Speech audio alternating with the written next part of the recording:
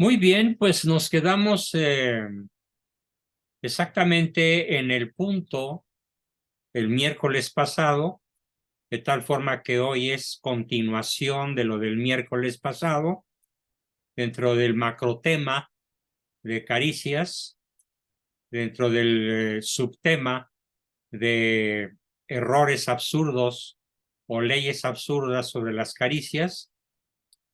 Nos quedamos en un concepto que causó cierta necesidad de aclaración al grupo, y esa pregunta fue cuando dije y alguien me preguntó qué quería decir, y ahí donde me quedé, ahí comienzo en esta noche.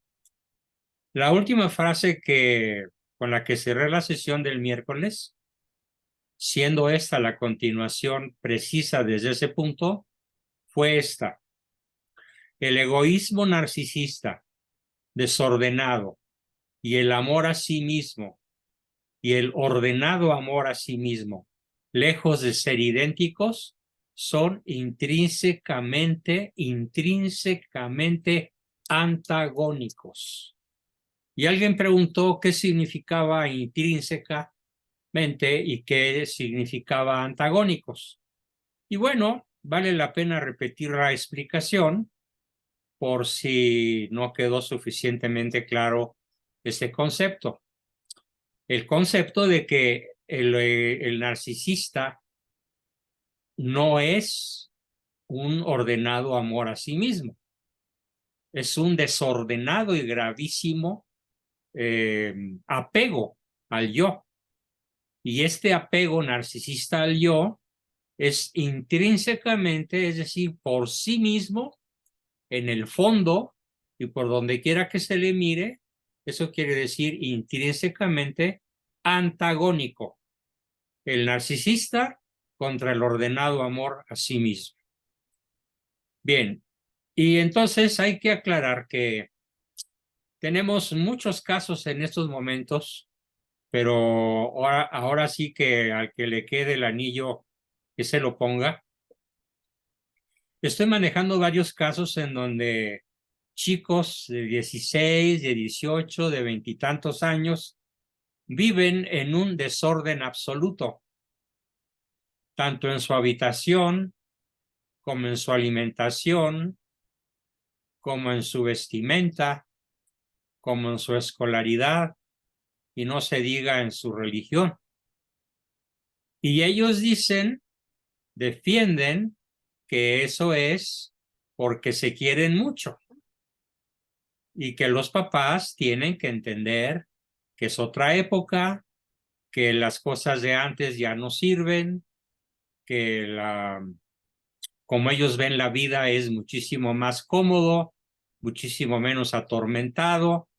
En cierta forma desprecian a sus padres y hasta los tachan de masoquistas, porque en lugar de disfrutar de la vida, pues la han tenido muy presionada, con muchos disgustos, con pocas alegrías, mientras que ellos se la pasan súper, se la pasan en jauja.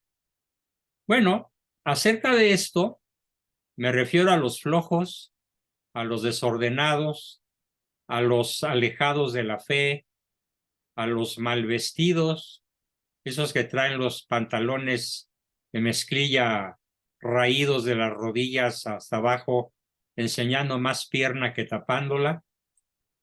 Todo ese subgrupo social que ya nos invadió, que ya está por todos lados, que ya entra a las iglesias y hasta se sube al presbiterio como Pedro por su casa.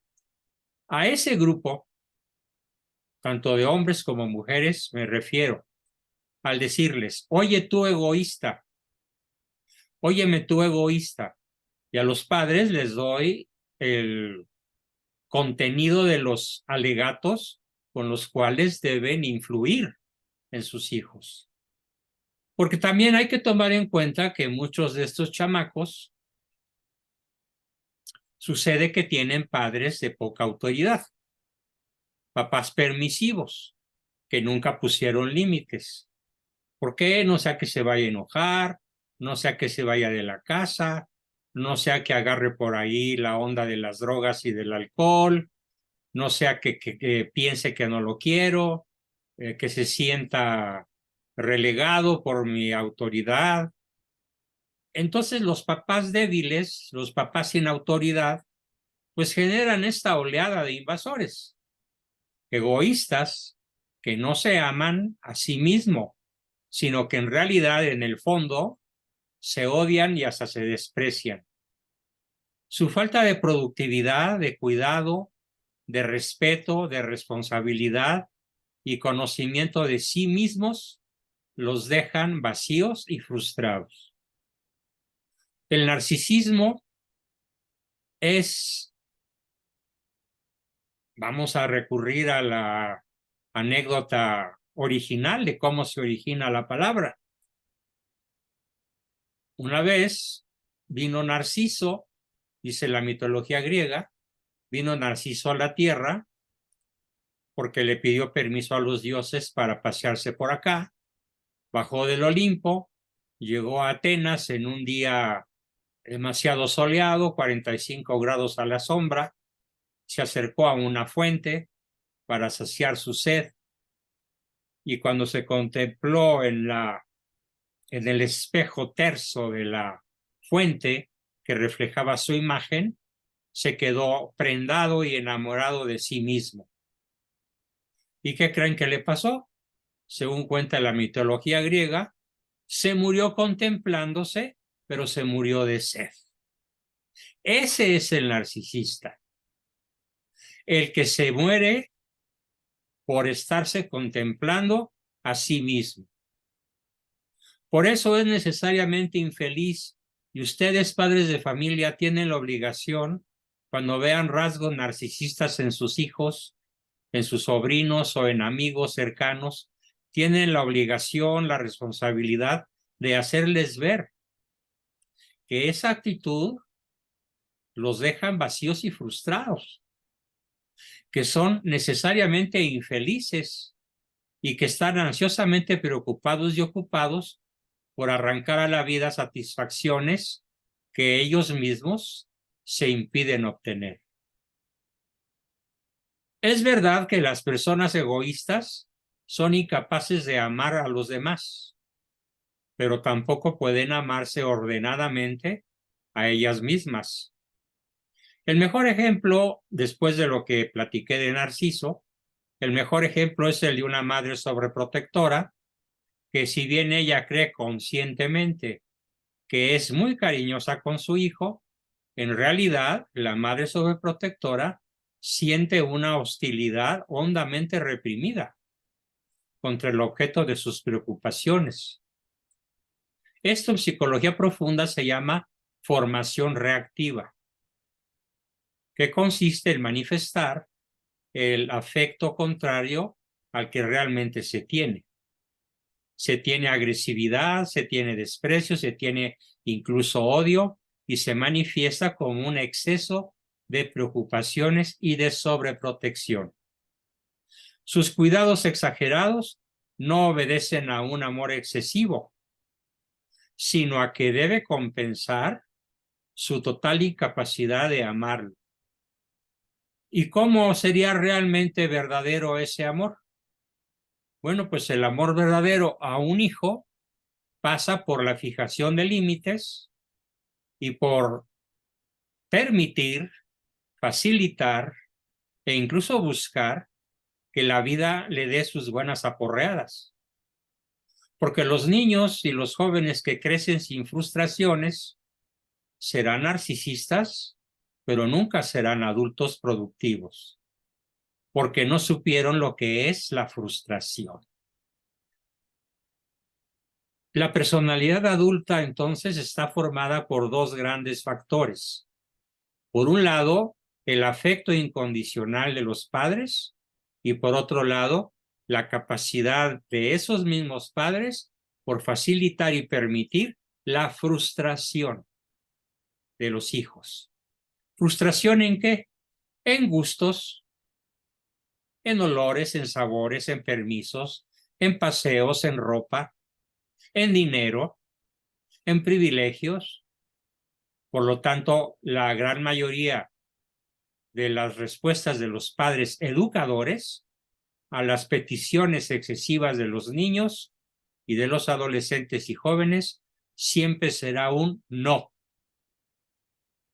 O gánatelo por tu propio esfuerzo. Eso si no quieres formar un narcisista que será insaciable, que nunca estará satisfecho consigo mismo. Volviendo al punto de cómo se forman las personalidades narcisistas, tiene muchísimo que ver la persona excesivamente abnegada, la mamá excesivamente abnegada, típicamente difundida hace décadas por aquello que se llamó la época de oro del cine nacional, que presumía mucho de ser generosa, que decía que no quería nada para sí misma, que solo vive para los demás, que está orgullosa de no considerarse importante. Pero a pesar de su pretendida generosidad, sus relaciones interpersonales son insatisfactorias. Está llena de hostilidad hacia la vida y detrás de la fachada de generosidad se oculta un intenso egocentrismo sutil, pero no por ello menos grave.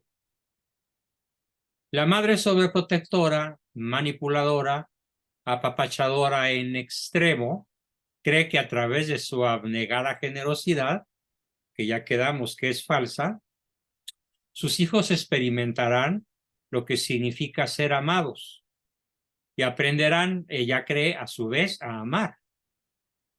Sin embargo, el efecto de su susodicha generosidad, entre comillas, no corresponde en absoluto a sus expectativas. ¿Por qué?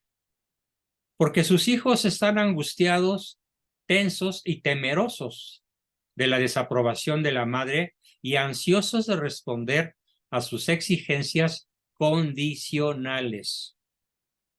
Esta madre no regala caricias incondicionales positivas, sino que lo compra con sus falsos sacrificios. No ama a sus hijos porque ellos son, porque ellos existen, sino solo, únicamente, si ellos corresponden dentro de parámetros excesivamente exigentes y en crescendo. De no recibir compensación, ella exclamará, como tantas veces lo vimos en boca de aquellos personajes representados por doña Sara García, doña Prudencia Grifel, doña Libertad Lamarque, las típicas madres, tías o abuelas sufridas y abnegadas, que formaron toda una generación de los que ahora andan por ahí de los 60 a los 80 y que crecieron con aquellas maldiciones, diría yo, con aquellas manipulaciones que se expresaban más o menos de esta forma. Todo me lo debes a mí. Hoy por mí, mañana por ti. Hazlo porque soy tu madre. No ha nacido aún la mujer que pueda suplantarme en tu corazón. Haz, que ya vendrás. Y yo que me quedo sola a pesar de haber perdido mis muelas en el heroico ejercicio de mi maternidad. ¿Así me pagas, hijo ingrato? Te extraño mucho, hijo. ¿Por qué no vienes también hoy a verme? Voy a escribir te extraño en un ladrillo, esto es histórico. Se lo copié a una paciente mía. Voy a escribir te extraño en un ladrillo y te lo tiraré a la cabeza para que sientas cómo duele el no verte tan seguido como yo lo necesito. Hijo adorado, espero que estés de regreso de tu luna de miel muy a tiempo para que existas a mi velorio, porque te casaste contra mi voluntad. Mira cómo me fallas tú, a pesar de que yo nunca te he fallado a ti. La generosidad falsa de la madre impide que los hijos la critiquen, que los hijos la censuren y que tengan de ella una visión realista. Ella los obliga a no desilusionarla, porque bajo la máscara de la virtud se les impide disfrutar de la vida. Por el contrario, nada existe que lleve más a un niño a la primitiva experiencia de lo que son la felicidad, el amor y la alegría, que el amor de una madre que se ama a sí misma. Porque si ella se ama a sí misma, será capaz de amar a sus hijos.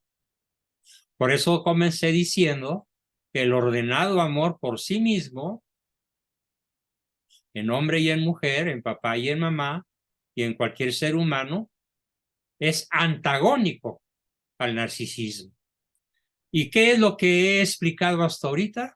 El narcisismo.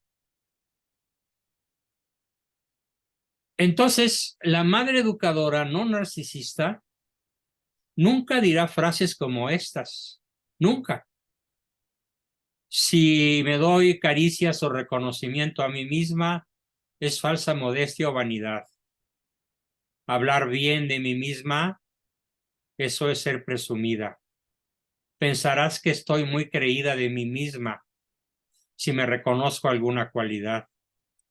Pensarán que me creo superior. Yo no me merezco nada. Llegué al final y no me tocó nada. Es lógico que eso me pase solo a mí. No, ¿quién soy yo para departir contigo? ¿Qué van a decir si me ven con un coche nuevo? Ay, no, esos regalos son mucho para mí.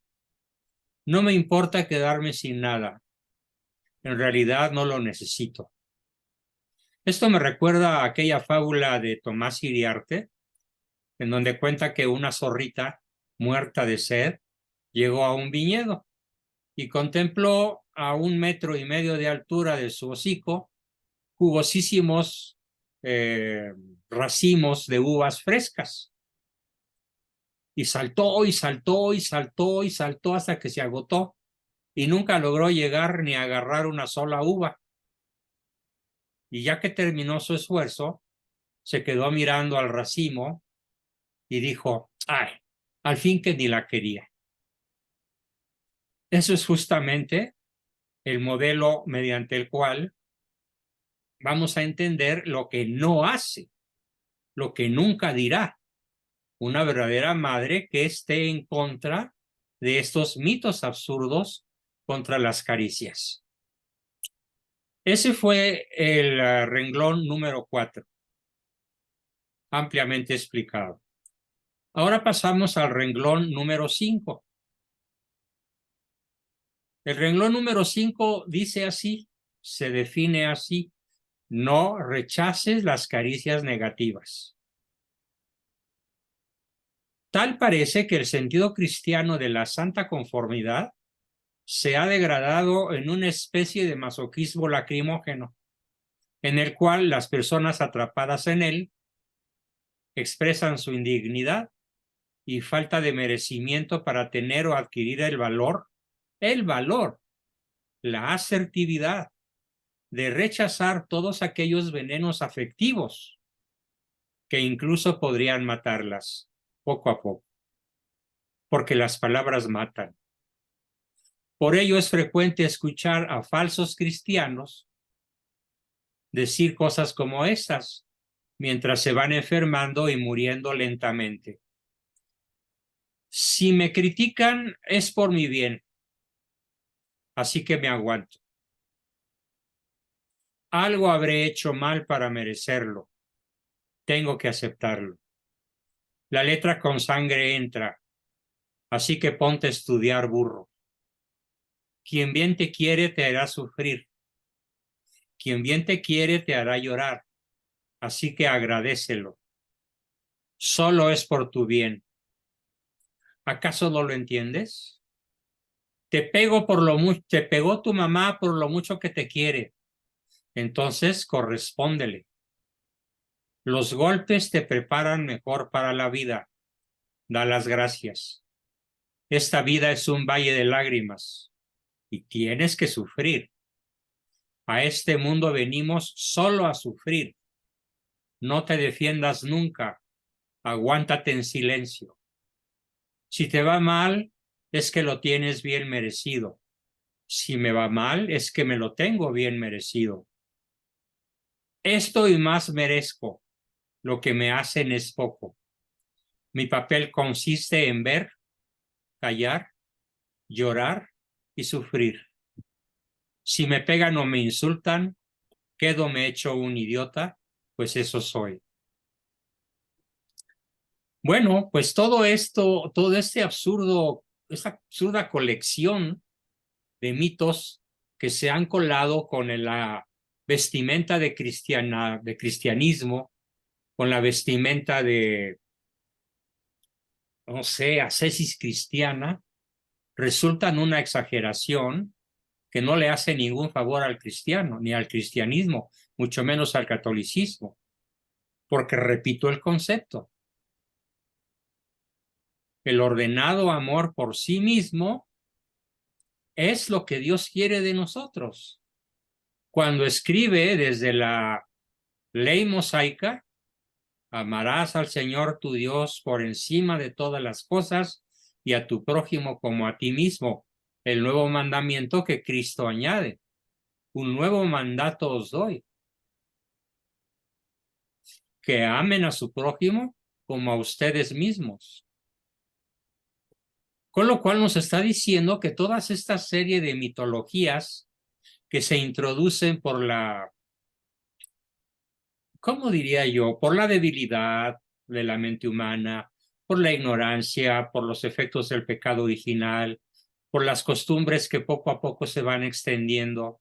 Al principio es una familia o dos o tres, y después es toda una manzana, y después es todo un cantón, y después es todo un pueblito, y después es todo un estado, y después es toda una república, hasta que llega a ser un vicio nacional. Claro, tengo que aclarar que hoy tenemos una generación de mamás jóvenes que no se tragan ninguna de estas leyes absurdas. Pero, aquí está lo triste, se han pasado al bando contrario. Todo lo merezco, yo te exijo, no te permito que me hables así, nunca me quedaré callada, y enseñan las garras. Muchas veces pintadas después de largas horas de manicure. Es decir, hemos pasado de la madre sufrida y abnegada a la mujer narcisista, y ambas cometen un pecado por extremo. Como siempre lo he dicho, los extremos se tocan, los extremos son malos, porque la virtud está en el justo medio. Pasamos a otro concepto riquísimo. Todo lo que hemos visto con los renglones del 1 al 5 de las sesiones pasadas y de esta, pasamos ahora al concepto que se llama de la economía de caricias. Se desprenden dos conceptos. Lo que hemos visto es la ley de la carestía, la ley de la escasez de caricias, la ley de la nulidad o de la ausencia de caricias, mediante los 5 errores ya ampliamente comentados. Pero ahora pasamos de manera intencional a que cada uno de nosotros pensemos, que cada uno de nosotros nos enfoquemos a crear en nuestro entorno la ley de la abundancia de las caricias, de la abundancia, de la beneficencia, de la magnificencia, de la generosidad, de la largueza, y muchos sinónimos en castellano que podríamos utilizar para decir que la ley de la abundancia de caricias no tiene límites. Porque de la abundancia del corazón abra la boca. Ex abundancia cordis os loquitur. Palabra de Cristo. De la abundancia del corazón habla la boca. Así que entonces, ¿cuáles son las leyes de la abundancia de las caricias? A ver, veámoslas con mucho detenimiento. Conste que ahora me voy al extremo opuesto. Me paso de las leyes absurdas que hemos comentado ampliamente ya en las 3 últimas sesiones y en esta. Nos pasamos ahora a la ley de la abundancia. ¿Cómo se lee, cómo se vive, cómo se predica, cómo se enseña la ley de la abundancia de las caricias? 1. Da las caricias positivas que procedan sin esperar nada a cambio ni efecto alguno. Dalas con abundancia, con generosidad, con soltura. Ellas tarde que temprano harán su efecto.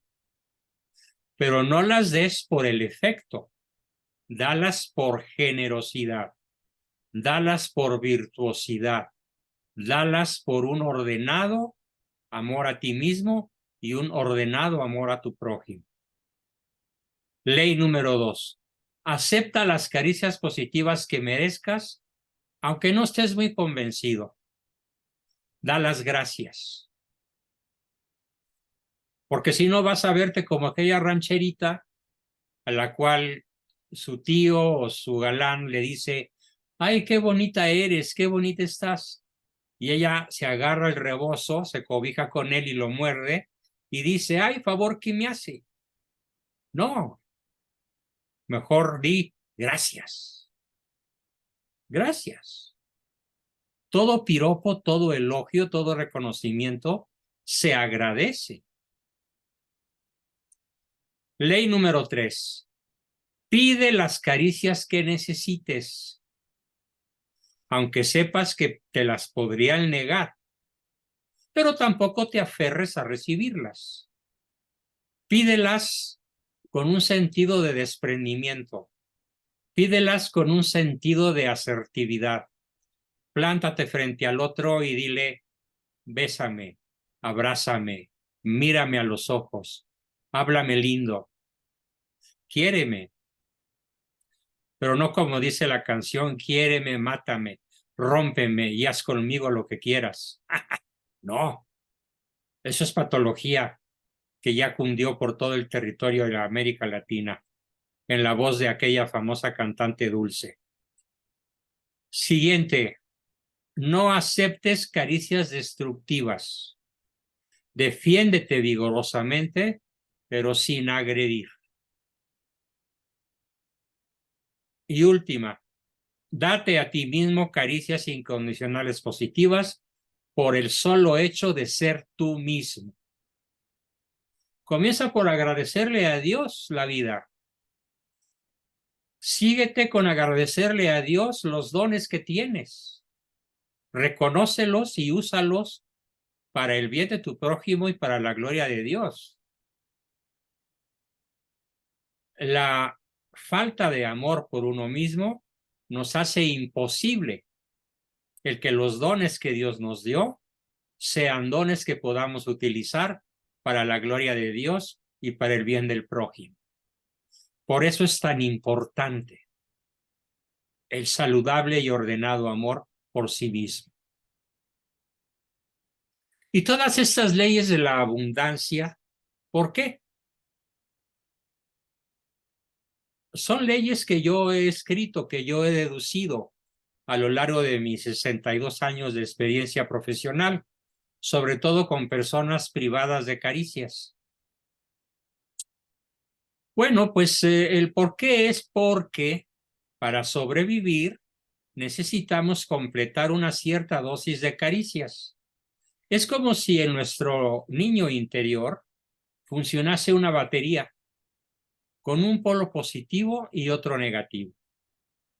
Tal batería necesita mantener un cierto nivel de carga para poder funcionar adecuada, rápida y oportunamente. La carga total necesaria se satisface tanto con las caricias positivas con las negativas, como con las negativas, aunque desde luego respetando ciertas leyes universales que veremos a continuación. La cantidad de caricias necesaria para cada persona varía en función de su argumento de vida y de sus características psicobiológicas y sociales. Pero de cualquier manera, si no cubrimos nuestras necesidades mínimas, nos veremos obligados a ser cada vez menos selectivos, con tragaderas más anchas hasta llegar incluso a la abyección.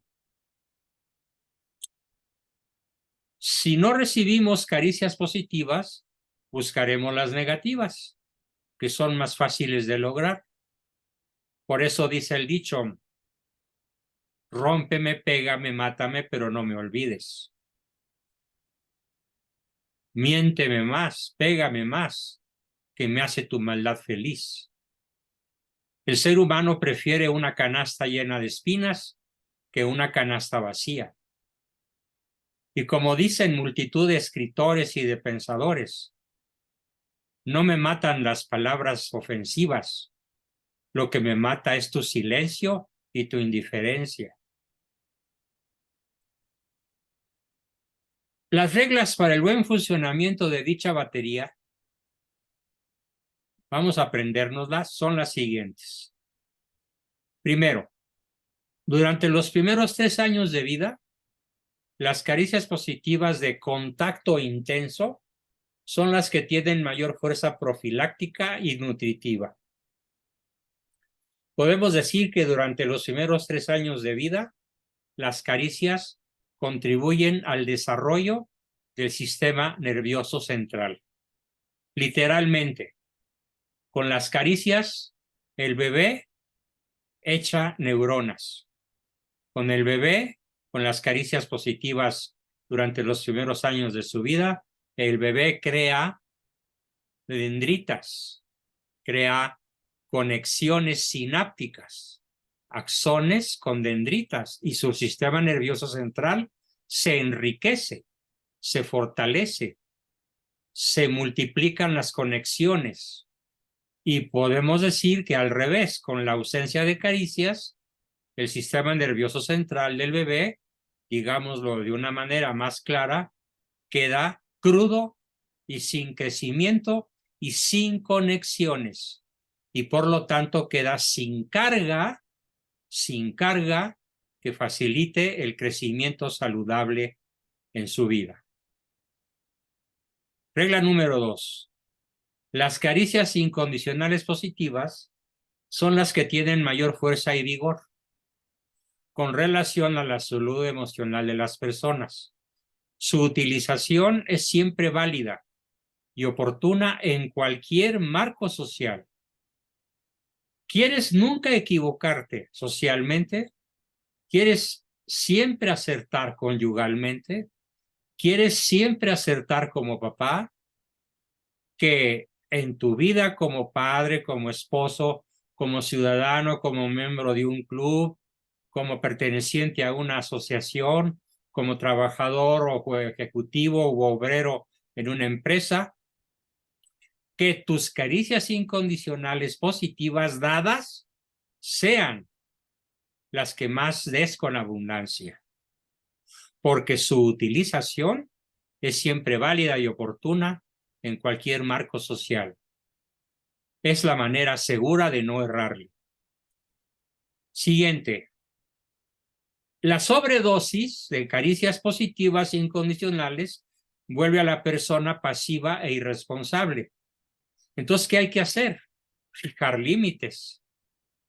Sí te amo incondicionalmente, sí te doy mi tiempo incondicionalmente, sí te reconozco incondicionalmente, pero hay cosas que no puedes hacer, hay cosas que no te permito hacer, hay cosas intolerables y te voy a formar una barrera insalvable para que no puedas hacerlas, al menos mientras estás bajo mi patria potestad o bajo mi autoridad o bajo mi responsabilidad. De este modo evitamos que la dosis de caricias incondicionales se vuelva una sobredosis, porque el niño aprende que en la izquierda, en la mano izquierda, están las caricias incondicionales, pero en la derecha están los límites. Poniendo como ejemplo el barandal que se pone en la escalera de la casa, en el primer piso, en el segundo piso que da al primer piso, para que el bebé que anda gateando no ruede las escaleras y se hiera o incluso pueda morir. Así de firmes tienen que ser los límites para evitar el error de la sobredosis. Y finalmente, bueno, no finalmente, nos quedan varias. Las caricias condicionales, tanto positivas como negativas, favorecen, aparte de lo que ya dije, del desarrollo neuronal, favorecen el aprendizaje. Los niños burros han sido poco abrazados, poco reconocidos o emocionalmente muy maltratados. Favorecen el asentamiento de las virtudes y favorecen la sana jerarquización de los valores. Porque de ese modo los niños introyectan los valores de los padres. Es decir, se los tragan. Es decir, los hacen suyos. Eso quiere decir introyectar. Pero si el padre o la madre o ambos, y sobre todo la madre, es la más formadora de afectividad, no es incondicional y además no fija límites, entonces los niños jamás sabrán reconocer lo que vale realmente y lo que no vale realmente. Porque la peor maestra de la vida habrá sido su propia madre. Siguiente. El efecto de la caricia en quien la recibe es independiente de la intención de quien la da. De tal modo que una misma caricia puede ser percibida como positiva por una persona y como falsa o negativa por otra, en las mismas circunstancias. Por lo tanto, y probablemente aquí viene la aportación más importante de esta sesión, es imprescindible aprender el lenguaje simbólico del otro para darle caricias en su lenguaje, a su manera, no a la mía. Por eso, de modo invariable, siempre he dicho que la canción de música excelente, bella y de letra detestable, a mi manera, cantada sobre todo por Frank Sinatra, es una especie de himno diabólico, porque solamente pudo haber sido escrita por un espíritu infernal, pero no por alguien que realmente ama, porque el amor no es a mi manera, el amor es a la manera de quien amo. Una demostración histórica fantástica sobre el punto lo tenemos en la historia de México y en general en la historia de la mayor parte de los países de América Latina, Perú, Colombia, Venezuela, Centroamérica incluido sobre todo, en menor grado el sur. Y lo que hicieron, justamente acerca de lo que estoy diciendo, lo que hicieron los misioneros para transmitir, enseñar la doctrina cristiana, fueron dos cosas fundamentales.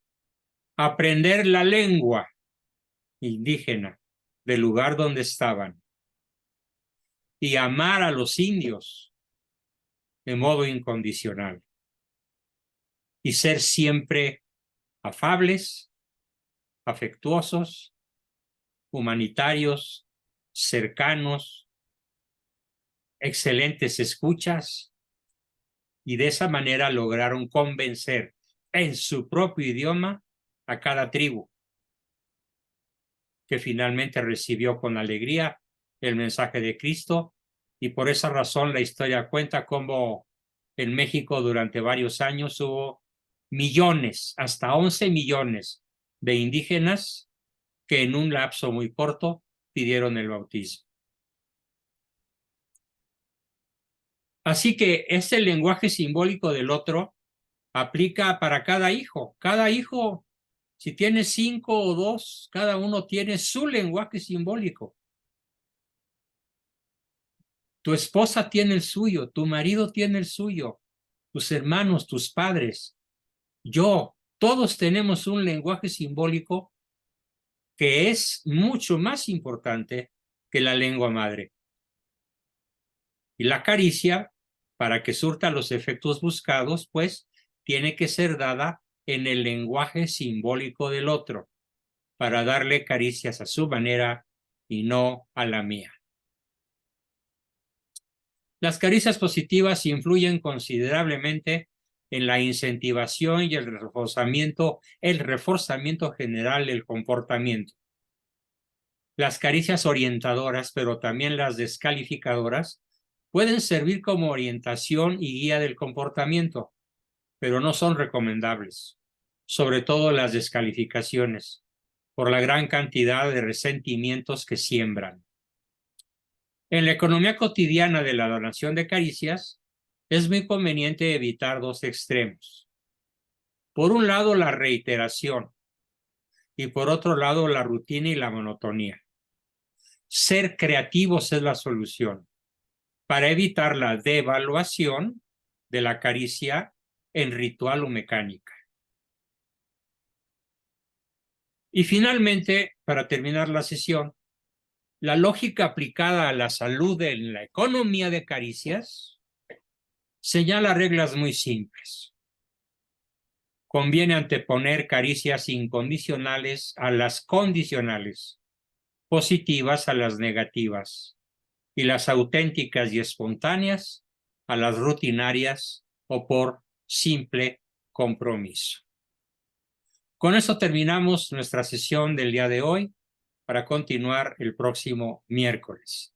Y por ahora pasamos, como siempre, a sus preguntas, dudas, aportaciones, comentarios y todo lo que nos quieran decir. Voy a